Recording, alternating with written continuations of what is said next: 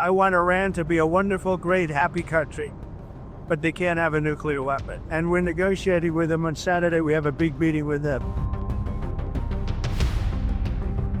Israel Gaza पर हमले कर रहा है, अमेरिका हूतियों को मुंह तोड़ जवाब दे रहा है और इसी बीच अब ओमान में ईरान और अमेरिका के बीच महत्वपूर्ण परमाणु बैठक होने वाली है।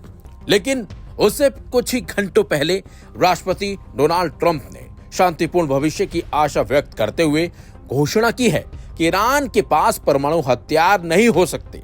यह बयान एयरफोर्स वन में तब आया जब ट्रंप के दूत स्टीव विटकॉफ ईरान के विदेश मंत्री अब्बास अरागची से मिलने की तैयारी कर रहे थे।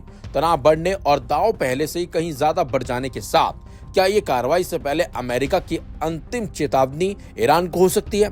सुनिए ट्रंप ने क्या कुछ कहा। We're talking to a lot of countries, and ultimately, we pretty much can do what we want to do, but we want to be fair. We can set the tariff, and they could choose not to deal with us, or they could choose to pay it. And that's where we are. We can set the tariff, or we could do it in a number of different ways, but that seems to be appropriate. And they could pay it or negotiate it, or they can not pay it. They could just say, we can't do business with it. If they think it's too high, they don't have to do business. Honestly, I'm very comfortable now, but I've always gotten along well with President Xi. We had a good relationship, very good. And I think something positive is going to come with the currency of choice. We're always going to be, as long as you have somebody smart. And you know what? If a nation said we're not going to be on the dollar, I would tell you that within about one phone call, they would be back on the dollar. You always have to keep the dollar. No, the dollar is, I think, what people understand what we're doing. I think the dollar will go way up. I'm not talking about you're talking about the value of the dollar, which is what I'm talking about. I think the dollar is tremendous.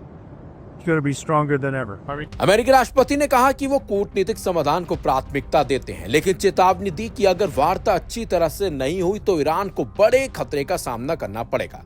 Trump ने अपने पहले कार्यकाल के दौरान Obama युग के परमाणु समझौते से अमेरिका को बाहर निकाल दिया था, इसलिए नए समझौते का रास्ता खोजना मुश्किल साबित हुआ है। वहीं विशेषज्ञों ने चेतावनी दी है कि ईरानी परमाणु सुविधाओं पर अमेरिकी सैन्य कार्रवाई की संभावना पिछले कुछ सालों की तुलना में ज्यादा है।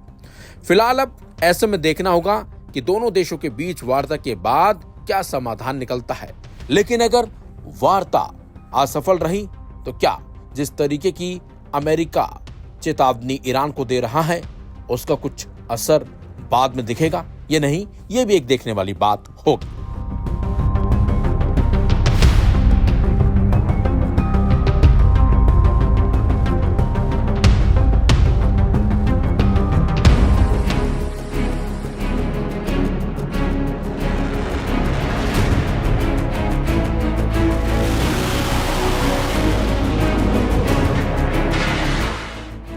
हूती विद्रोहियों ने अमेरिका की नाक में दम कर रखा है।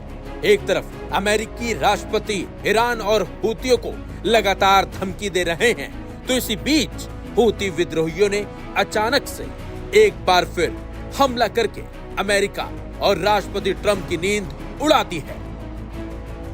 खबर यह है कि हूती विद्रोहियों ने एक बार फिर उत्तरी लाल सागर में यूएसएस हैरी ट्रूमैन विमान वाहक पोत को निशाना बनाया है। बताया जा रहा है कि अमेरिकी विमान वाहक पोत पर मिसाइलें और ड्रोन दागे गए हैं, जिससे अमेरिका हिल गया है। इन्हीं हमलों को लेकर समूह के सैन्य प्रवक्ता यानाह सारी ने एक टेलीविजन भाषण में कहा कि विमान वाहक पोत पर पिछले कुछ घंटों में मिसाइलों और ड्रोन से हमले किए गए हैं। साथ ही साथ उन्होंने जोर देकर कहा कि उनके समूह के सैन्य अभियान उत्तरी लाल सागर में शत्रुतापूर्ण युद्ध पोतों को निशाना लगातार इसी तरह से बनाते रहेंगे। इसके साथ साथ यानाह सारी ने कहा कि रक्षात्मक अभियानों को जारी रखने के लिए माध्यम से दुश्मन यमन की सैन्य क्षमताओं को कमजोर करने में विफल रहा है। वहीं अमेरिका ने हूतियों के बयान पर अभी तक कोई टिप्पणी नहीं की है। शुक्रवार की सुबह से ही अमेरिकी युद्धक विमानों ने राजधानी सना के कई इलाकों में हवाई हमलों की एक श्रृंखला को अंजाम दिया था, जिसकी वजह से सार्वजनिक और निजी संपत्तियों को काफी नुकसान भी पहुंचा था। वहीं हूतियों द्वारा संचालित स्वास्थ्य मंत्रालय के आंकड़ों के मुताबिक 15 मार्च से अब तक यमन में अमेरिकी हवाई हमलों में कम से कम 116 नागरिक मारे गए हैं और 224 लोग घायल हुए हैं। आपको बता दें, पिछले महीने अमेरिकी राष्ट्रपति डोनाल्ड ट्रंप ने कहा था कि उन्होंने हूतियों के खिलाफ निर्णायक और शक्तिशाली सैन्य कार्रवाई का आदेश दिया था और बाद में उन्हें पूरी तरह से नष्ट करने की धमकी भी दी थी। दरअसल हूतियों ने नवंबर 2023 से गाजा पट्टी में फिलिस्तीनियों के साथ एकजुटता में लाल और अरब सागर के साथ साथ अदन की खाड़ी से गुजरने वाले जहाजों को निशाना बनाया है, जहां इजराइल ने लगभग 51,000 लोगों को मार डाला है। जनवरी में इजराइल और फिलिस्तीनी समूह हमास के बीच गाजा युद्ध विराम की घोषणा होने पर समूह ने हमले रोक दिए थे, लेकिन पिछले महीने गाजा पर फिर से इजरायली हवाई हमलों के बाद उन्हें फिर से शुरू कर दिया है। हूतियों ने जिस तरीके से अमेरिकी नौसेना दल पर अचानक से अब हमला किया है, उससे कहीं न कहीं अमेरिका के साथ साथ इजराइल को भी बड़ा झटका जरूर लगा होगा। लेकिन इस हमले के जरिए हूतियों ने अमेरिका को यह बताने की कोशिश की है कि अमेरिका यमन के हूती विद्रोहियों को कमजोर बिल्कुल भी ना समझे।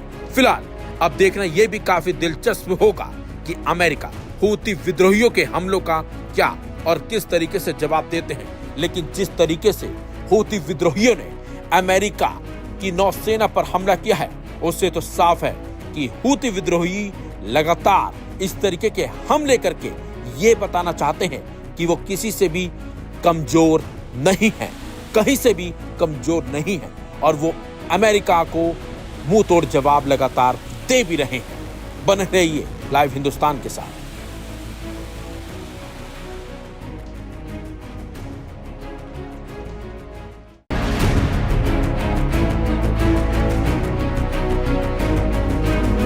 हूती विद्रोहियों से युद्ध के बीच यूएसए यानी अमेरिका को बड़ा झटका लगा है। यूएसए का विमान वाहक पोत यूएसएस हैरी एस ट्रूमैन को लेकर एक बड़ी खबर आई है, जिसे माने तो अमेरिका का यह बाहुबली पोत इन दिनों डैमेज हो चुका है। कारण है कि अमेरिका को अपने दूसरे विमान वाहक पोत का रास्ता मोड़कर यूएसएस हैरी एस ट्रूमैन के साथ करना पड़ा है। मध्य पूर्व में इस वक्त तनाव तेजी से बढ़ रहा है। अमेरिका का विमान वाहक पोत USS Harry S Trueman Yemen के ईरान समर्थित हूती विद्रोहियों के मिसाइल और ड्रोन हमलों का शिकार हो गया है। यह युद्धपोत लगातार लाल सागर में विद्रोहियों के मिसाइल और ड्रोन हमलों को रोकने के लिए संघर्ष कर रहा था। इसे देखते हुए कहा जा रहा है कि अमेरिका ने अपनी मारक क्षमता को बढ़ाने के लिए दूसरा विमान वाहक पोत यूएसएस कार्ल विन्सन तैनात कर दिया है। इस विमान वाहक पोत के बारे में कहा जाता है कि यह अत्याधुनिक F-35C लाइटनिंग सेकंड जेट से लैस है। यह आदेश पेंटागन प्रमुख पीट हेगसेथ ने दिया। इस बाबत टाइम्स ऑफ इसराइल ने एक पोस्ट लिखा है। इसमें बताया गया कि अमेरिकी सेना का कहना है कि दूसरा अमेरिकी विमान वाहक पोत मध्य पूर्व में पहुंचा दिया गया, जहां से वॉशिंगटन की सेना यमन के हूती विद्रोहियों के खिलाफ लगभग रोजाना हवाई हमले कर रही है। यूएसएस कार्ल विन्सन अब इस क्षेत्र में यूएसएस हैरी एस ट्रूमैन के साथ काम कर रहा है। यूएस सेंट्रल कमांड ने एक्स पर एक पोस्ट में दोनों विमान वाहकों से उड़ान भर रहे लड़ाकू विमानों का भी वीडियो जारी किया।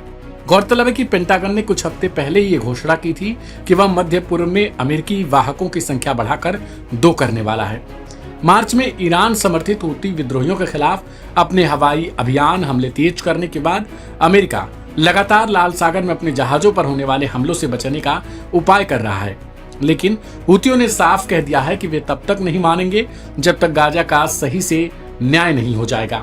हूतियों की तरफ से हर रोज अमेरिका को नया अल्टीमेटम जारी किया जाता है, जिसके मुताबिक अगर वे गाजा में सही से न्यायपूर्ण तरीके से इसका बंटवारा नहीं करते और गाजा में शांति स्थापित नहीं हो जाती, तब तक हूती हमले इसराइल और अमेरिकी जहाजों के खिलाफ लाल सागर में होते रहेंगे। अमेरिका के लिए मजबूरन वाली स्थिति है कि अगर अमेरिका लाल सागर में हूतियों के खिलाफ कार्रवाई रोकता है तो फिर उसके लिए पूरे विश्व भर में अपनी बदनामी का डर है। तो दूसरी तरफ इसराइल भी अमेरिका के साथ मिलकर हूती ठिकानों पर बमबारी कर रहा है। लेकिन दोनों का रिजल्ट तकरीबन शून्य है, क्योंकि हूती मानने को राजी नहीं। बता दें कि राष्ट्रपति डोनाल्ड ट्रंप द्वारा लाल सागर में जहाजों पर हमला बंद करने के लिए हूती समूह पर लगातार दबाव डालने की कोशिश की थी। यहां तक कि धमकियां भी नेस्तनाबूद करने की दी गई, लेकिन लाख अमेरिकी धमकियों को नजरअंदाज कर यह ग्रुप घातक साबित होता गया। अमेरिकी सेना ने पिछले महीने अभियान शुरू करने के बाद से यमन में 100 से अधिक हूती ठिकानों पर हमला किया है, लेकिन रिजल्ट कुछ भी नहीं है। ऐसे में अब देखना दिलचस्प हो जाएगा कि यूएसएस हैरी एस ट्रूमैन के साथ कार्ल विल्सन की तैनाती से हूतियों पर कितना प्रभाव पड़ता है। क्या अमेरिका के लिए यह फैसला सही साबित होता है या फिर यह दांव ही उल्टा पड़ जाता है? इस रिपोर्ट पर आपकी प्रतिक्रिया क्या है उसे कमेंट बॉक्स में लिखें। ढेर सारी खबरों के लिए सब्सक्राइब करें लाइव हिंदुस्तान।